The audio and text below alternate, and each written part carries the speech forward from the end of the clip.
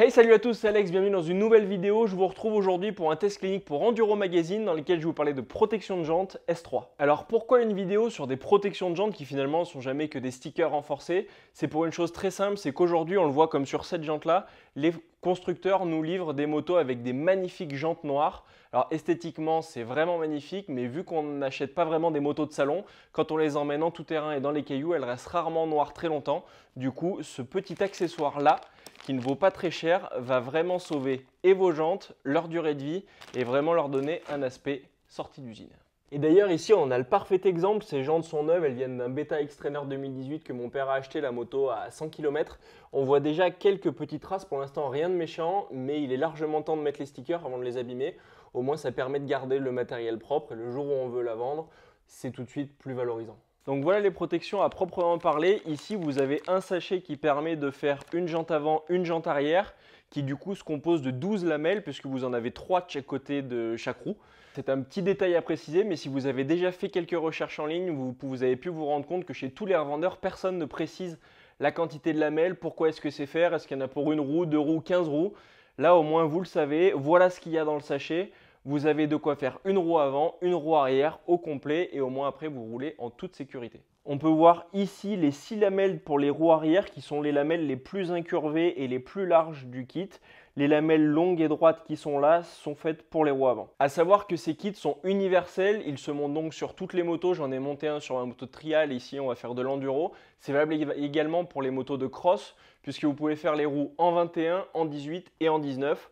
Et donc qu'est-ce que ce produit a de particulier? On voit c'est cette surface un petit peu granuleuse qui est sur le dessus du sticker qui fait en fait qu'il est renforcé et qui va résister aux agressions des éléments qu'on peut rencontrer en off-road. Et donc la première étape du montage, c'est de bien nettoyer et bien dégraisser vos jantes pour que le sticker colle parfaitement et qu'il ne se décolle pas dans le temps.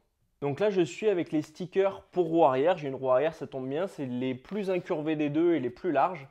Et pour commencer à les coller, il faut partir côté rayon, les placer, vérifier que vous êtes au bon endroit pour pouvoir tout plaquer sans que ça dépasse de la jante. Et vraiment commencer par coller la partie verticale. Je vais vous montrer ça tout de suite. On peut commencer n'importe où, c'est pas très grave. Mais voilà, l'important c'est de bien le serrer au maximum à l'intérieur de la jante pour que quand on le rabat, là on peut voir que c'est bon, j'arrive au bord de la jante, donc je suis au bon endroit.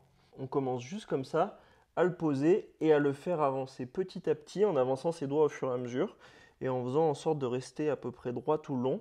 Et voilà, hop, j'étais pas très droit. Voilà, là on avance. Et le gros avantage de ces protections par rapport à d'autres qui ne sont que décoratives et qui ne font que le bord de la jante, c'est que là vous revenez jusqu'au rayon et on a une vraie protection sur l'ensemble de la jante.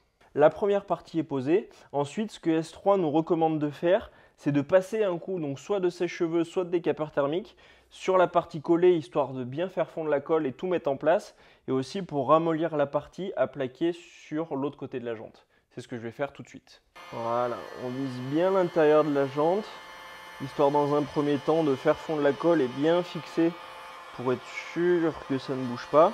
Là, ça s'est juste ramolli, et je vais juste, hop, avoir à plaquer doucement, voilà.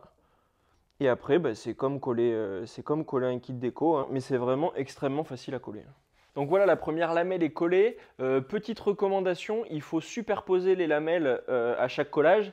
Le constructeur recommande de superposer 10 mm. Donc c'est important de suivre cette préconisation, surtout à l'avant, parce que vous n'avez pas beaucoup de marge. Donc si vous superposez à peu près d'1 cm, c'est bon, ça passe. Par contre, si vous débordez à 2-3 cm, c'est mort, vous serez trop court et c'est dommage.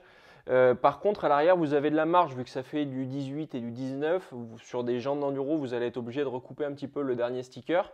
Donc vous pouvez déborder et bien passer 2 cm. Il n'y a aucun problème, de toute façon, vous allez quand même être obligé de recouper à la fin. Et même opération que tout à l'heure, on colle d'abord la partie verticale, bien au ras des têtes de rayon le plus haut possible, pour ne pas être embêté après du côté des pneus. Et voilà, on avance doucement, en faisant attention de ne pas faire de bulles, mais c'est très facile à coller. Voilà.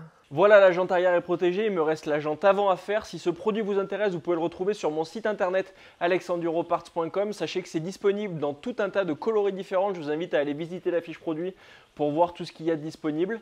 Et moi, en attendant, je vous dis à une prochaine vidéo. Ciao!